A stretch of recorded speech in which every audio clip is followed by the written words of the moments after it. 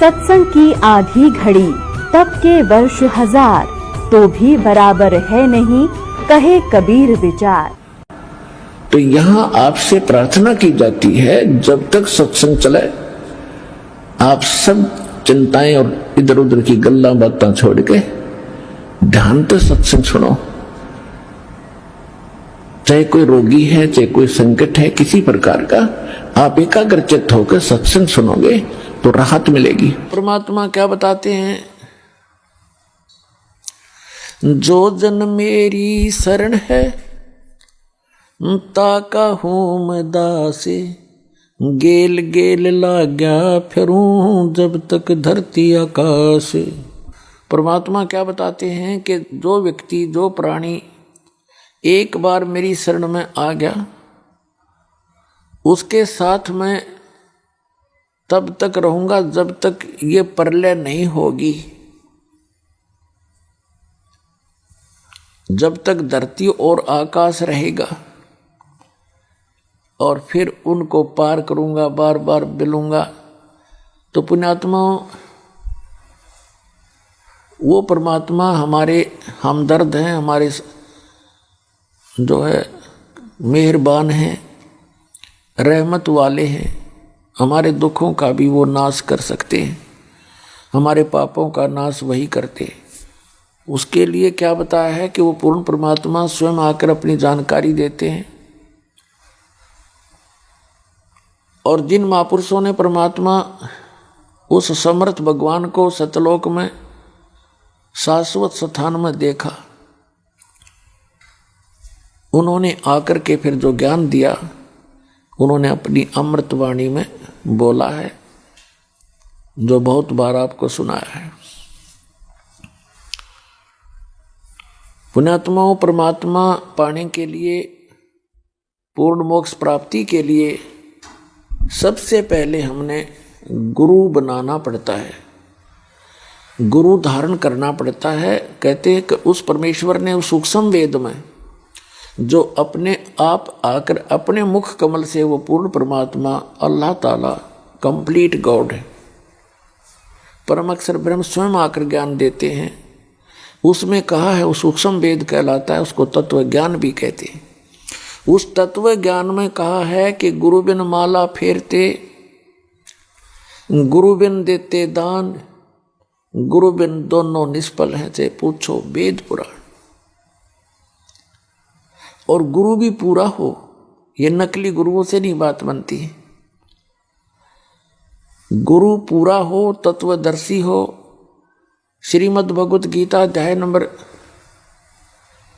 15 के श्लोक नंबर 1 में तत्वदर्शी संत अर्थात पूर्ण गुरु की, पूर्ण मार्गदर्शक की जानकारी दी है।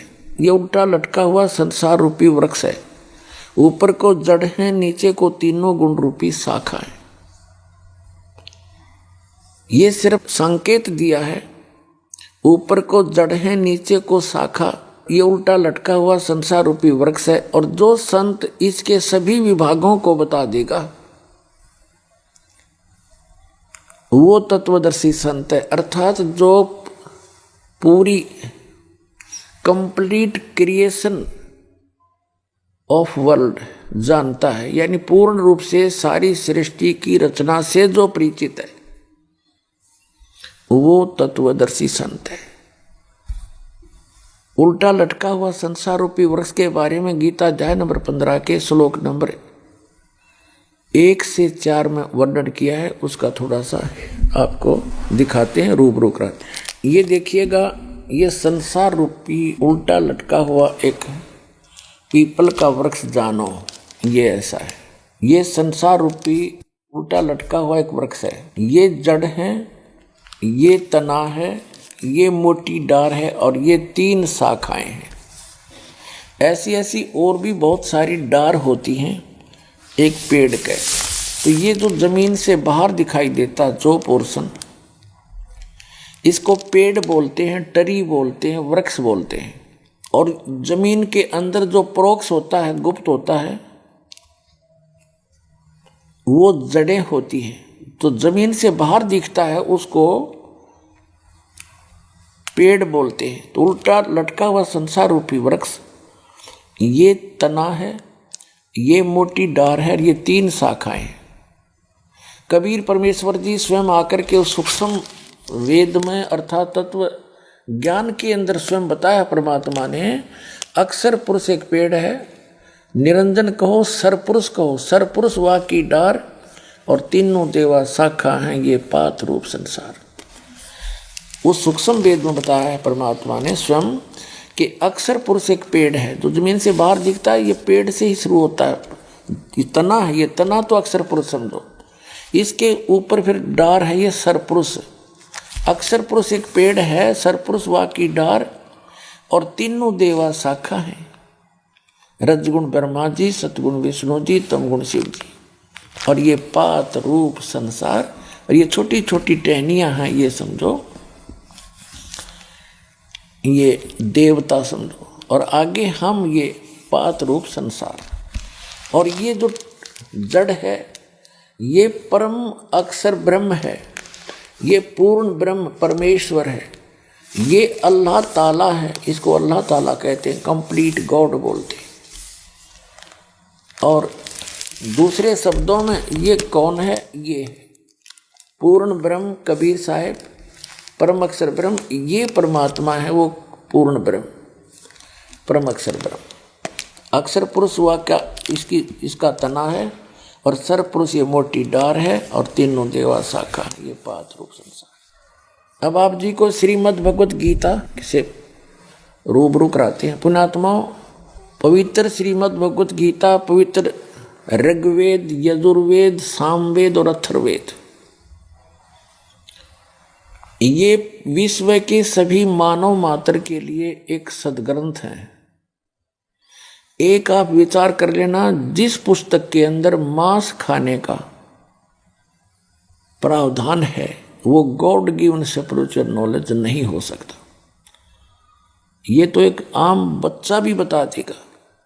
तो पवित्र चारों वेदों में, पवित्र श्रीमद् भगवद गीता में कहीं पर भी मांस खाने का आदेश नहीं है। और ये पूरे मानव मात्र के लिए है। कोई भी सदग्रंथ कोई समय विशेष के लिए नहीं होता, या जाति या कौम विशेष के लिए नहीं होता, या किसी ग्रुप समुदाय का नहीं होता। हम समुदाय बाद में बना बैठते हैं। जैसे ये पवित्र वेद, पवित्र गीता जब बोले गए थे, उसमें कोई मजहब था ही नहीं, कोई धर्म अन्य था नहीं, एक सनातन धर्म था।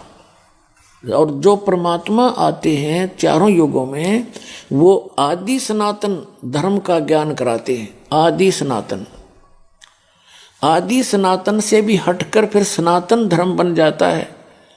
उसी सनातन धर्म को आगे चल के हिंदू नाम दिया गया।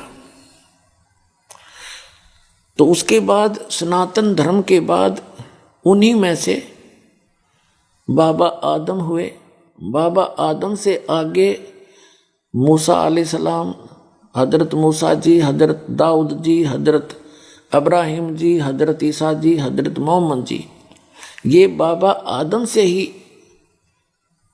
उत्पन्न हुए हैं। उनकी संतति है, आगे उनकी संतान है।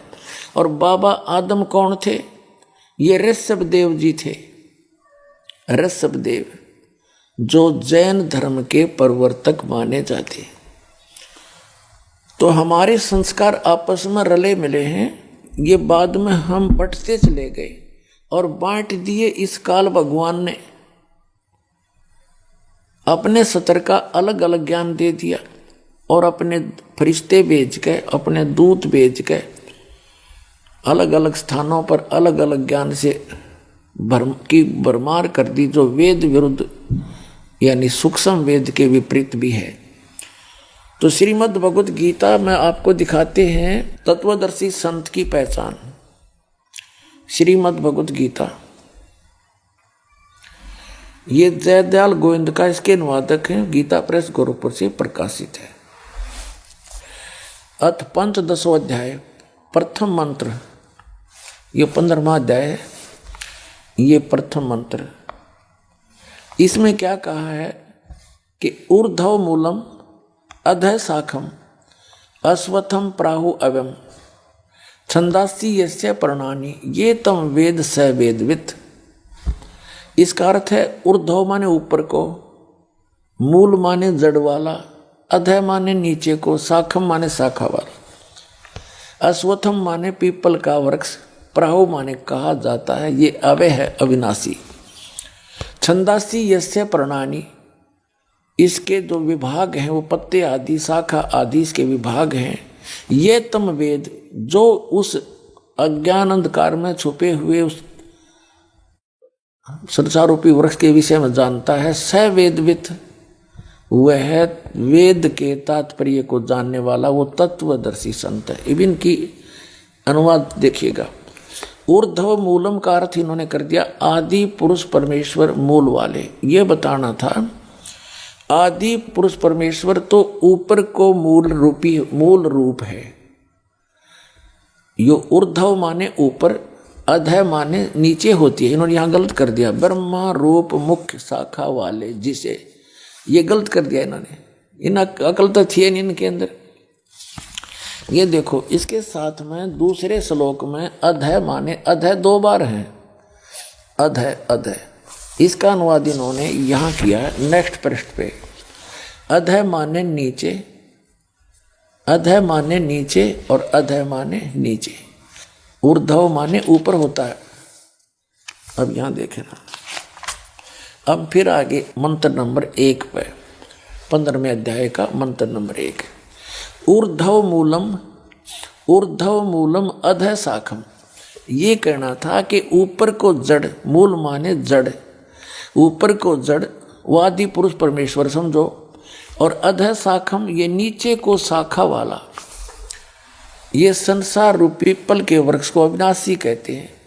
वेद ये छंद कह दिया, वेद नहीं, ये जो नीचे शाखा और पत्ते रूपी जो विभाग हैं, छंद माने विभाग, उसके खंड जिसके पत्ते हैं कहे गए हैं, उस संसार रूप वृक्ष को जो पुरुष मूल सहित जानता है, जड़ से लेकर पत्तों तक बता देगा।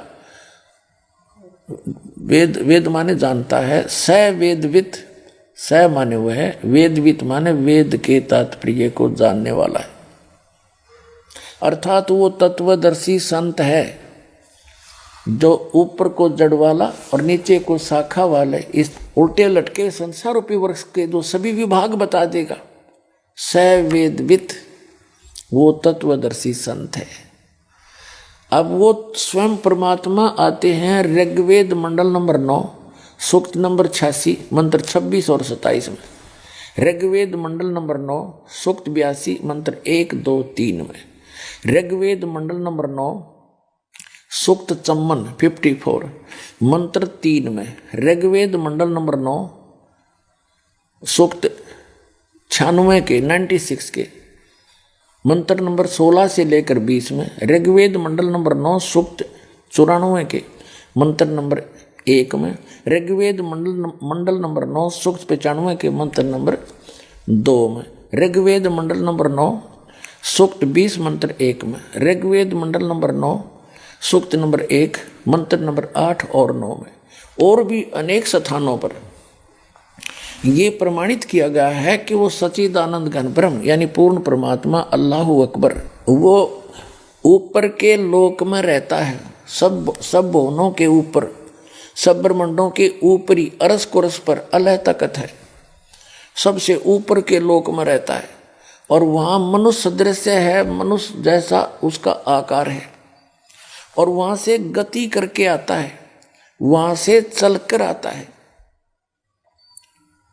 सशरीर आता है मनुष्य दृश्य, और यहाँ आकर के अपने यथार्थ ज्ञान को पुण्यात्माओं तक पहुंचाता है, उनको सुनाता है।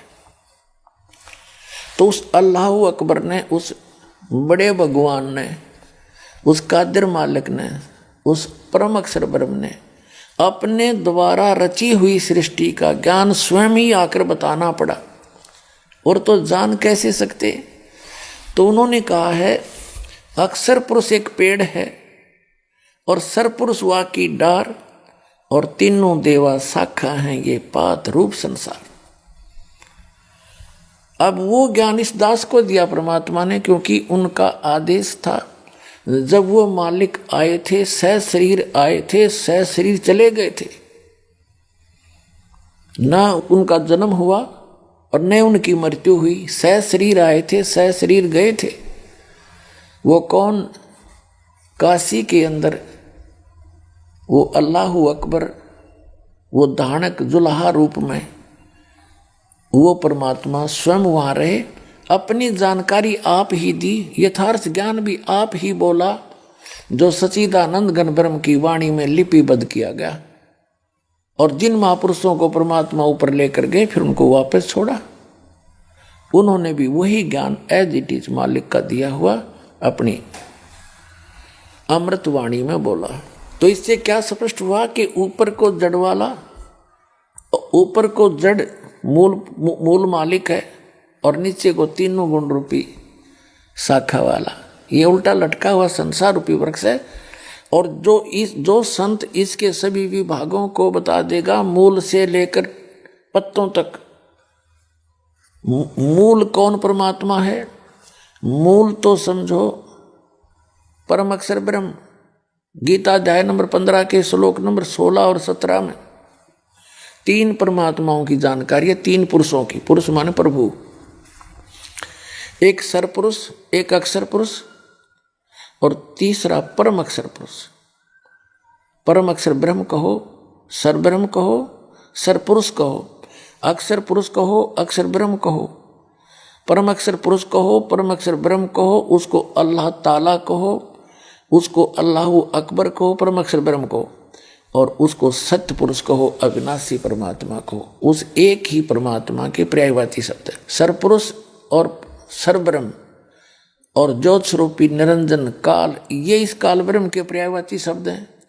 और परब्रह्म और अक्षर पुरुष ये इस सात संग ब्रह्मांड के इस सरपुरुष का पर्यायवाची शब्द है। अपने आत्माओं जो सरपुरुष है, सरपुरुष कहो, इसको सरब्रह्म कहो, इसको काल कहो, शैतान कहो। इसके 21 ब्रह्मांड हैं और 21 ब्रह्मांड के प्राणी जन्म और मृत्यु में सदा रहते हैं। इनकी कभी जन्म और मृत्यु समाप्त नहीं हो सकती। उस पूर्ण परमात्मा ने आके जो मार्ग बताया है, अपनी जानकारी बताई है, उस साधना से फिर ये जन्म और मृत्यु समाप्त हो सकती है। तो सरपुरुष ये 21 ब्रह्मांड का स्वामी है और अक्षर पुरुष ये 7 शंख ब्रह्मांड का, नील पद्म शंख, 7 शंख ब्रह्मांड का स्वामी है, मालिक है। कंप्लीट गॉड नहीं है, अल्लाह ताला नहीं है। और ये सरपुरुष भी यानी ब्रह्म भी अल्लाह ताला नहीं है। वो परम अक्षर ब्रह्म जो असंख्य ब्रह्मांड का स्वामी है, जो इस अक्षर पुरुष के ऊपर भी मालिक है और सर पुरुष के ऊपर, इस ब्रह्म के ऊपर भी वो मालिक है। वो ओवरऑल कंट्रोलर है। वो वास्तव में महान परमात्मा है। वो अल्लाहु अकबर है। वो परम अक्षर ब्रह्म है। उसको हम अकाल मूर्त, उसी को शब्द स्वरूपी राम, उसी को सतपुरुष, सत्य पुरुष कहो और ऑलमाइटी गॉड कहो, कंप्लीट गॉड कहो। वो परमात्मा है। और वही काशी के अंदर, बनारस के अंदर 120 वर्ष रहे, सह शरीर आए थे, शिशु रूप धारण किया, कमल के फूल पर प्रकट हुए। वहां से नीरू नीमा नाम के एक दुल्हा दंपत्ति निसंतान थे, वो उठा ले गए। और फिर धीरे धीरे बड़े हुए, अपना यथार्थ ज्ञान प्रचार किया, अपने मुख कमल से बोला वो यथार्थ ज्ञान, उनके मुख कमल से उच्चरित वाणी सच्चिदानंद घन ब्रह्म की वाणी में लिपिबद्ध किया गया धर्मदास जी द्वारा। और वो ज्ञान आज इस दास के पास उपलब्ध है। उसके भी अतिरिक्त कबीर सागर में, कबीर वाणी में सच्चिदानंद घन ब्रह्म ने कहा है कि इस काल को धोखा देने के लिए मैंने बहुत सा ज्ञान दिया, लेकिन वो मूल ज्ञान है उसको अभी गुप्त रखा था। तो वो मूल ज्ञान इस दास को दिया दाता ने। कबीर साहब कहते हैं कि 33 अरब ज्ञान हम बाखा और मूल ज्ञान हमने गुप्त ही रखा। और धर्मदास जी से कहा था, मूल ज्ञान तुम तब तक छुपाई जब तक 12 पंथ ना मिट जाए। तो वो मूल ज्ञान परमात्मा ने जो 33 अरब वाणी बोलकर भी गुप्त रखा था, वो इस दास को दिया। तो वो कंप्लीट स्पिरिचुअल नॉलेज इस दास को कबीर भगवान ने प्रदान किया।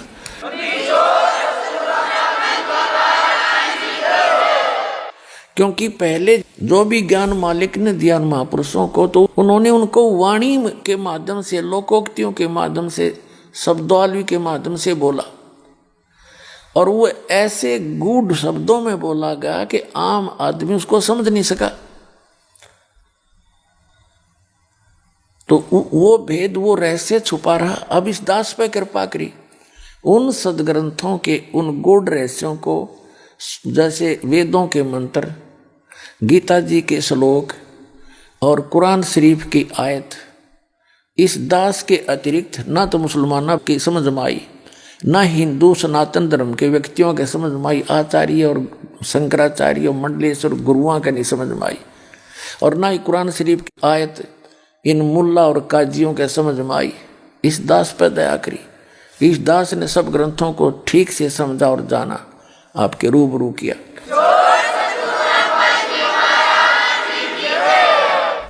भाई जो गुरु बचन पे डट गे, रकट गे फंद 84 के, कट गे फंद 84 के, रकट गे फंद 84 के।